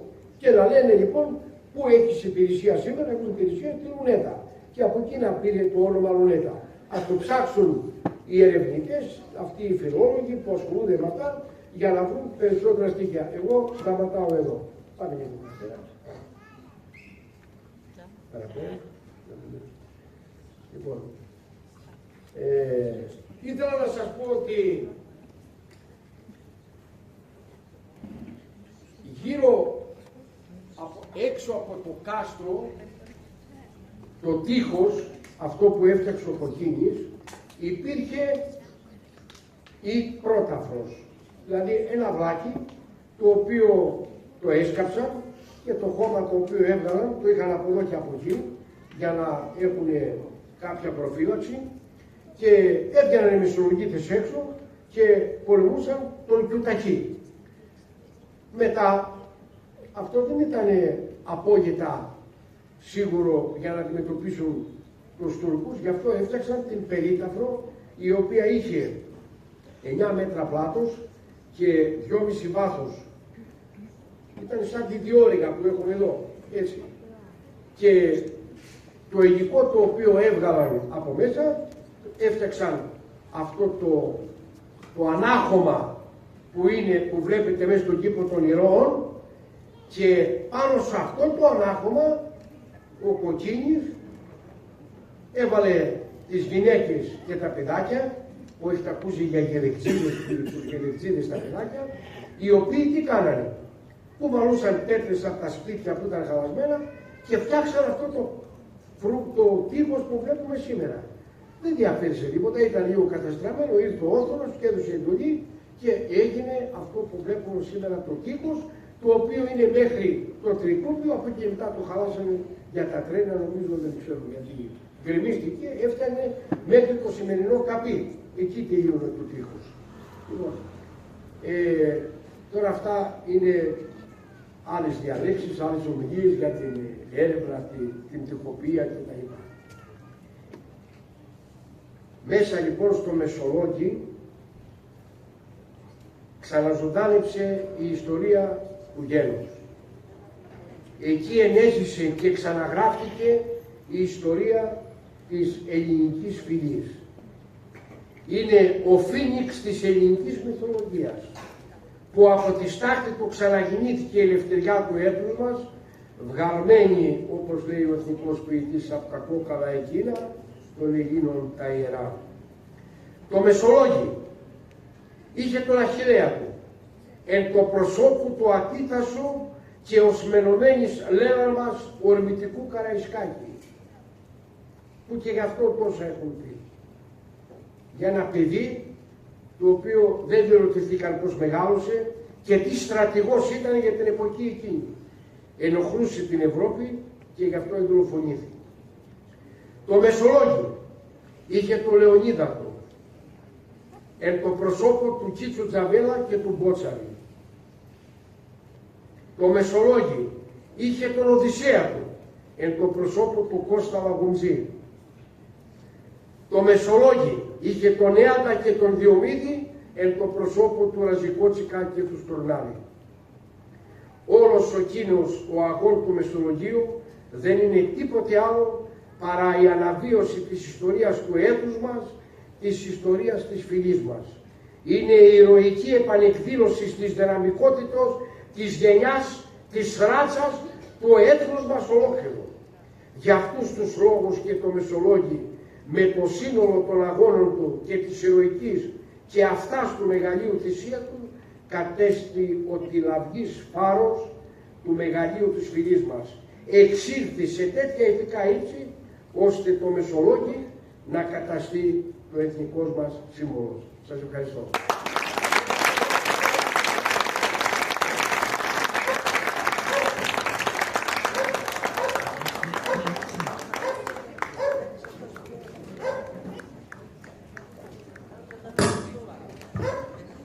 Εκφράζουμε την ειλικρινή και εγκάρδια ευγνωμοσύνη μας στον κύριο Λουκά για την εξαιρετικά εμπνευσμένη και καθολική ομιλία του σχετικά με την οργάνωση, τον σχεδιασμό και την πορεία της νύχτης της εξόδου. Με τη σαφήνεια, τη γνώση και την πνευματική του προσέγγιση ανέδειξε το βαθύτερο νόημα και τη σημασία της εκδήλωσης, προσφέροντάς μας πολύτιμη πνευματική τροφή, γόνιμο προβληματισμό και πλούτο γνώσεων. Θα συνεχίσουμε με το τρίτο μέρος του επίλιο «Ο καλόκαιρος της κλεισούρας» του Κώστα Κρυστάλλη, καθώς και το τραγούδι «Στα κακοτράχαλα τα βουνά» σε στίχους του Νίκου Γκάτσου και με υλοποίηση από το Μάνο Σατζηδάκη. Ο ίδιος ο ευρωπαϊκός, κι αν κάπου ασπρίζει, σαν χιόνι ασπρίζει σε βουνού, λαγιά που δεν το αγγίζει. Καμιά αχτίδα του ήλιου δεν βρίσκεται, δεν λιώνει. Ούν τα τραγούδια τα εθνικά, τα κλέφτικα τραγούδια, στις ερημιές που πίτρωσαν χάνονται σαν λουλούδια. Πούν τα τσαρούφια, ειδέτε τα έχουνε πεταγμένα, τα φλωροκαπνισμένα μας, τα άρματα κρεμασμένα. Στου Παρνασσού, στου Όλυμπου, στου Πύλτου τα πρινάρια, σκουριάζουν τώρα σας βροχάς και μόνο ανάρια. Κανένα αναταράζεται, συμπνάει στο ψιλορίτη. Άκου, και τώρα ευρόντιξε, γεια σου καημένη Κρήτη. Ταράξου σύ και δείξε τους, στην Δύση, στην Ευρώπη, πως όλοι δεν κοιμόμαστε. Φυλάει καραούλη ο γέρο ψιλορίτη σου, αν Πίδος και Ροδόπη. Κοιμώνται, αν το Γέρικο κοιμάται ακόμα σούδι. Αχ, δεν κοιμάται, ρήμαξε. Εκείνες ήτανε χρονιές, ελληνικές αλήθεια. τότε έβραζε ζεστή καρδιά και αντριωμένα στήθια.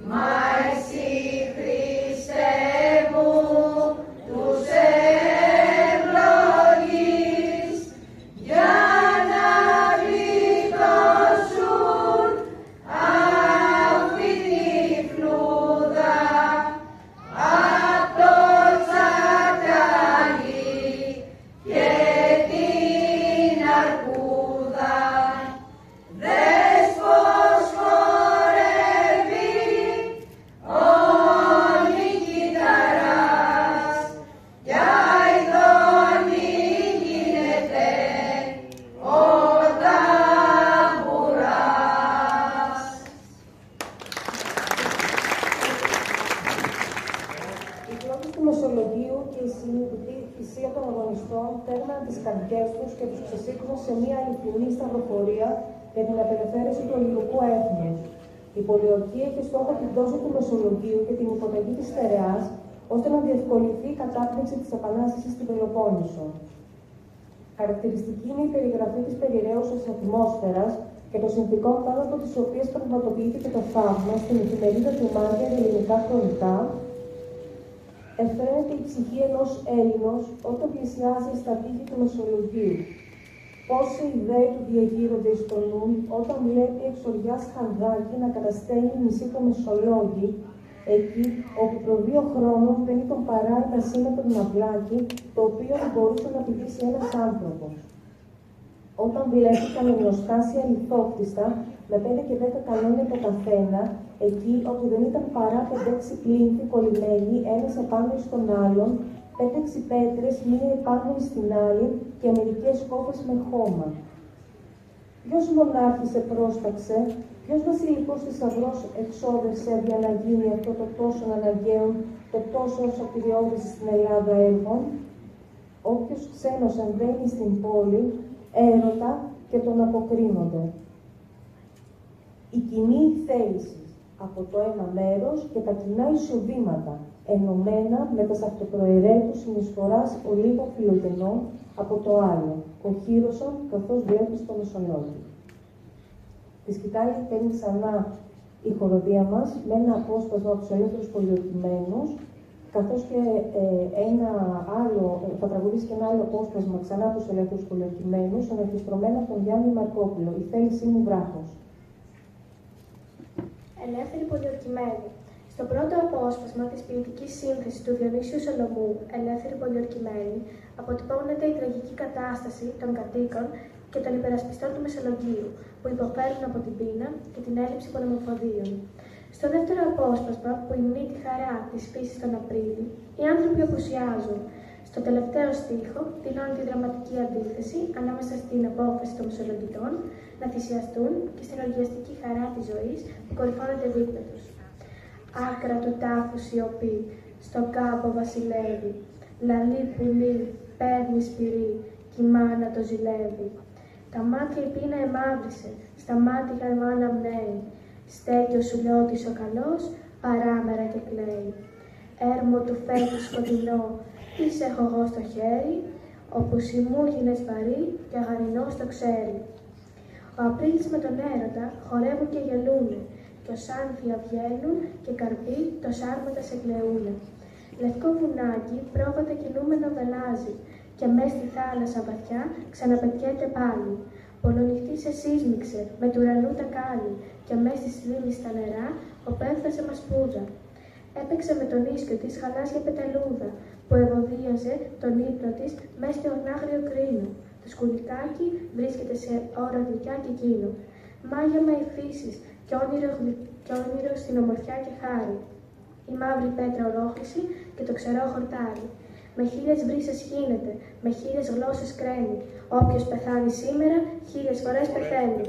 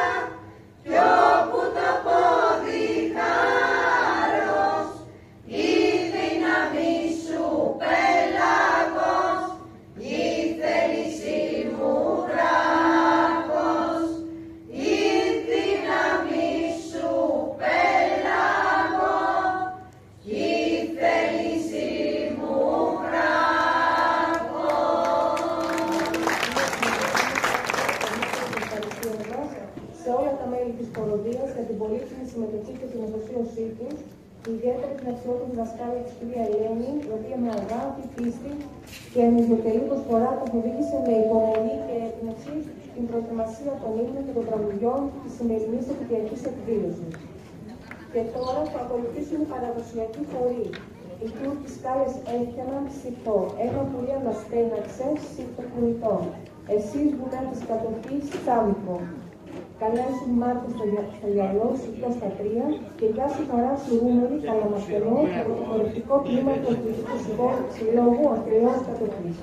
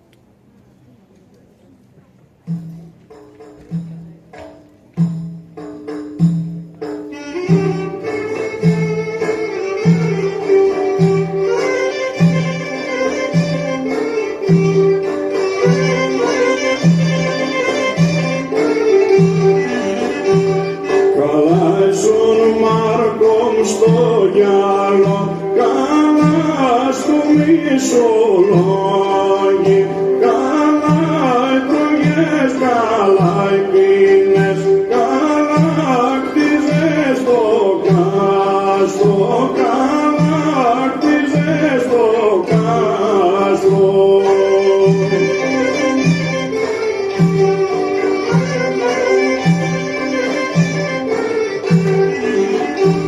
Στο Καρπενήσι τι θέλες, να πας να πολεμήσεις, μαύρα καμπέρια σου φέραν, να πω το Καρπενήσι,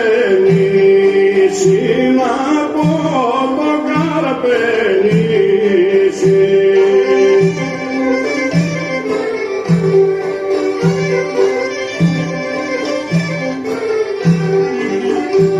Να βγεις Μάρκο μου γλίγορα, μόσους κι αν υπορέσεις, να πιάσεις την ταταρένα, να πιάσεις τα γιοφύρια, να πιάσεις τα γιοφύρια.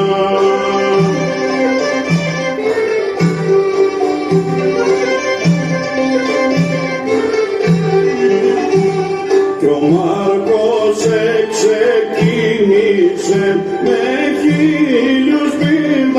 1500 και βγήκε στην Παπαρένα να πιάσει τα γιοφύρια, να πιάσει τα γιοφύρια.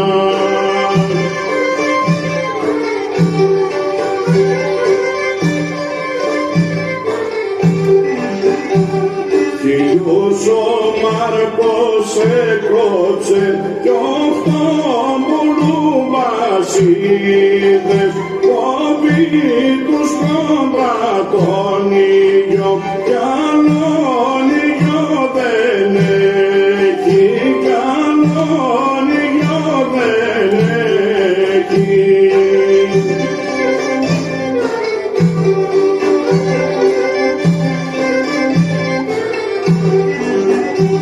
Και ένας Λαντίνος στο σκύλι το χέρι να του πέσει, υγρόν του φέκι του ρίξε, τον πήρε στο κεφάλι, τον πήρε στο κεφάλι.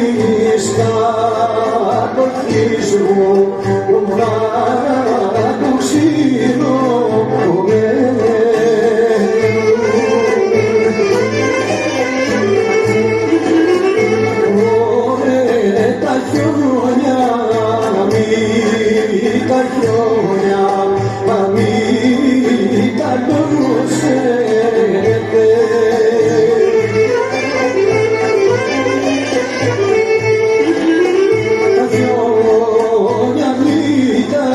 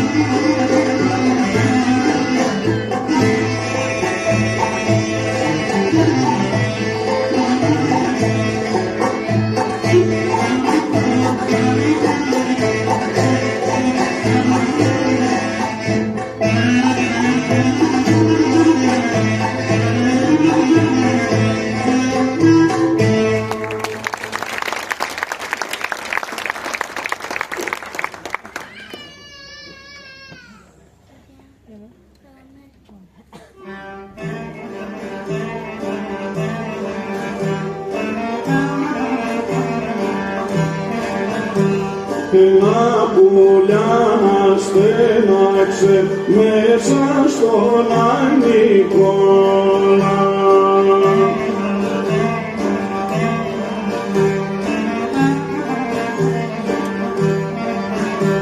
Και μαραθήκαν τα κλαριά κι όλα τα παιδίπολια.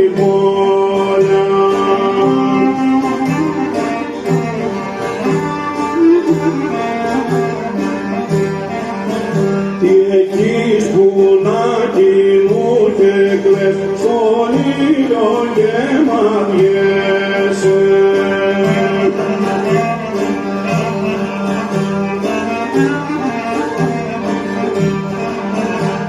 Μα μη προχθές διάβαινα από το Καρπενήσι.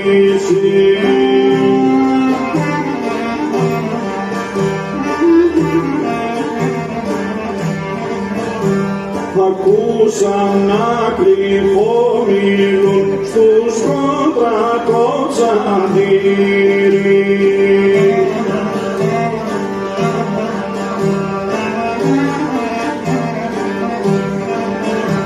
Ο Μάρκος σκοτώθηκε, μα έσφαξε χιλιάδες.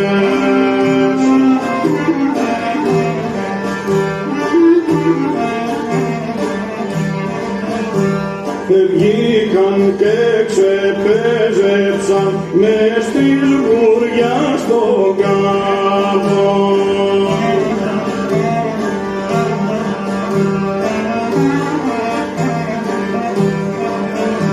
Ήρθανε για να πολέμουν με τους αντιλικρότες.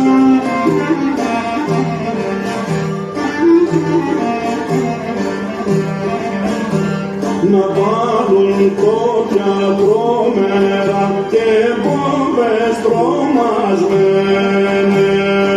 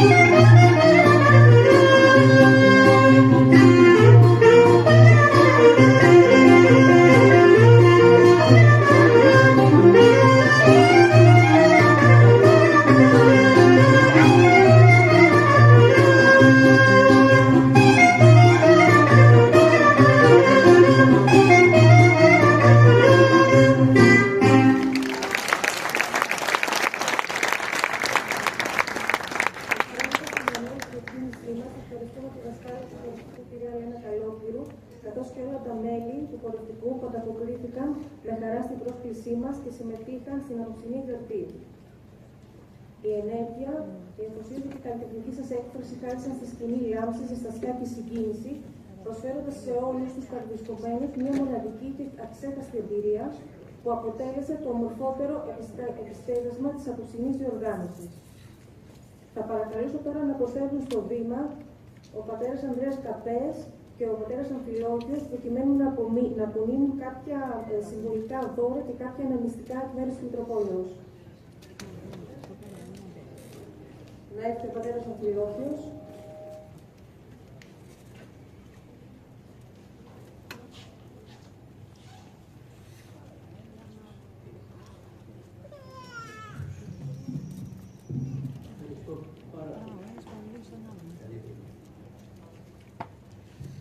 Αν δεν είναι ένα μικρό θαύμα αυτό που ζούμε σήμερα, τι είναι?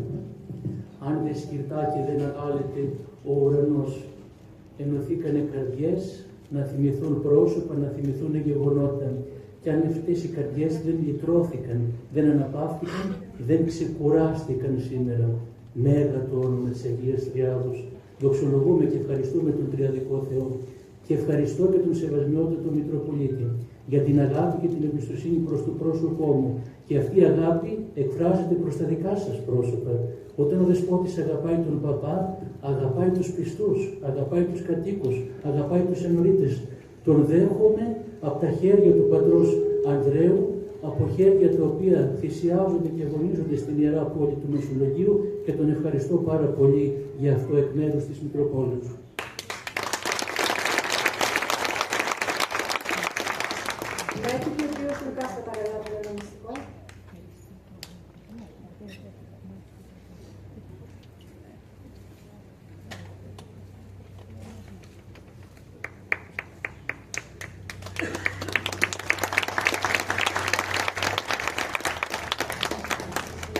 Ας έρθει το χορευτικό πρόγραμμα.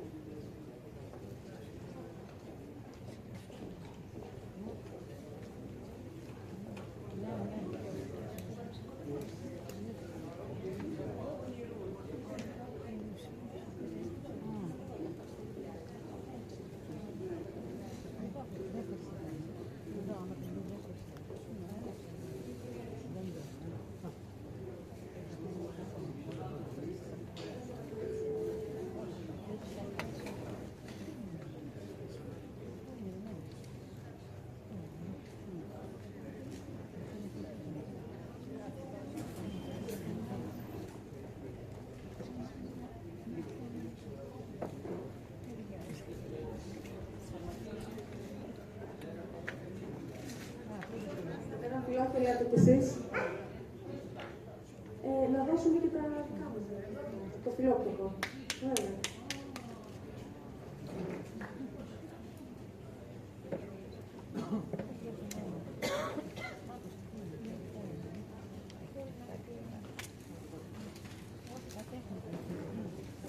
Πάτε, θα σε ξανασηκώσω, συγγνώμη.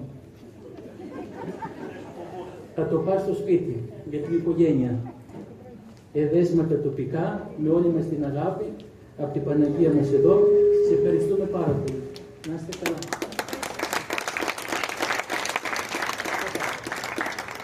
Πατέρα Αναστάση, σήκω κι εσύ.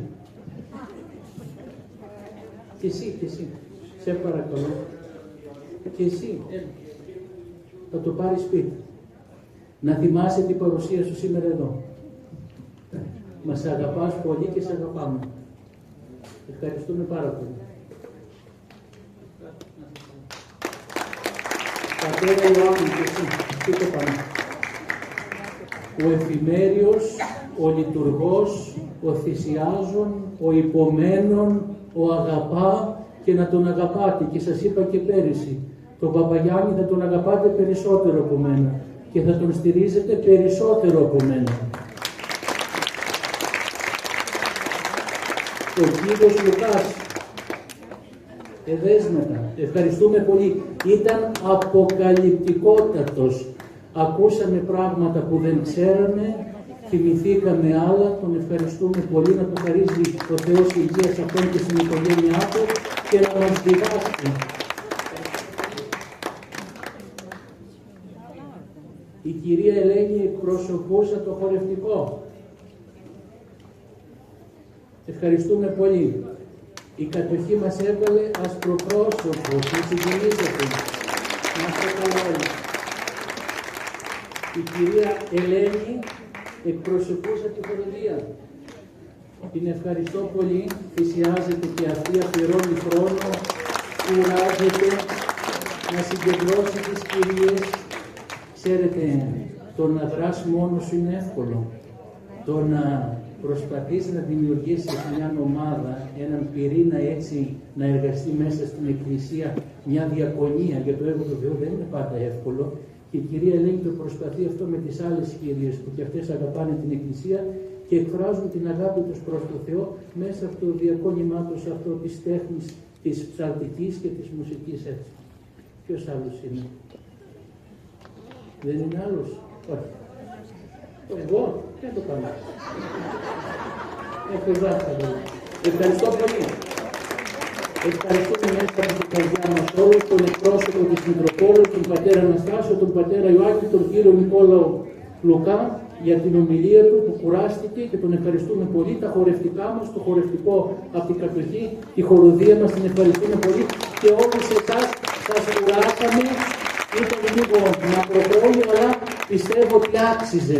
Έχετε να κρατήσετε πράγματα σήμερα από εδώ, ιστορικά, πολιτιστικά, θρησκευτικά. Κρατήστε τα βαθιά στην καρδιά σας. Χρόνια πολλά ευλογημένα. Να ζει το Μεσολόγγι, να ζουν οι νιάδες, να ζει η πατρίδα μας και ο Χριστός μας.